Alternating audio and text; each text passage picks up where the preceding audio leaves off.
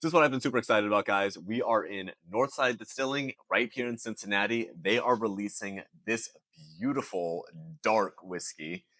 It is their 10-year bourbon, their technical first bourbon that they bottled, barreled. And just look how dark that is right off the bat. Check that out.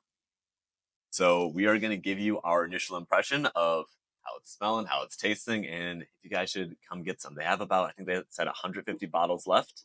So keep your eyes open. They also do allow, yeah, they do have it online for purchase. So I'm going to drop that down below. But let's talk. Like I said, right off the bat, super dark. What are you getting on the nose? I definitely get a lot of the baking spices. The Viking. Biking, it bites with spice. And I think that's really reflective of the rye and the mash build. Yes, this is, what was it? We got it right here. So we were sitting at 70 corn, 22 rye, no wheat, and 8 barley. Mm-hmm. All right. Here we go for a taste.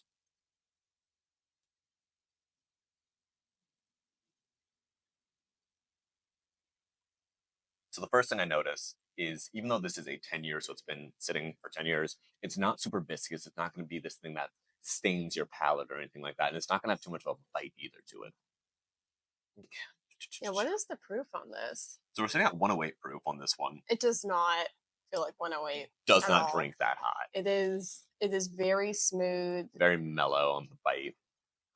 But like a gorgeous, absolute gorgeous vanilla brown sugar.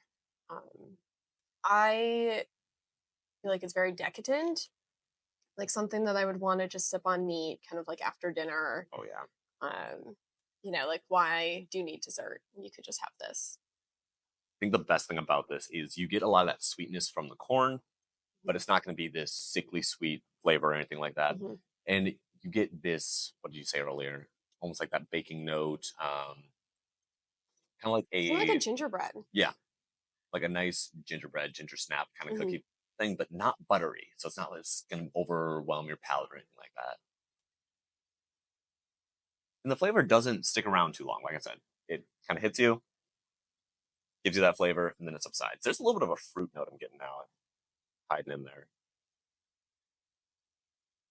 Like that cherry, that nice baked cherry smell.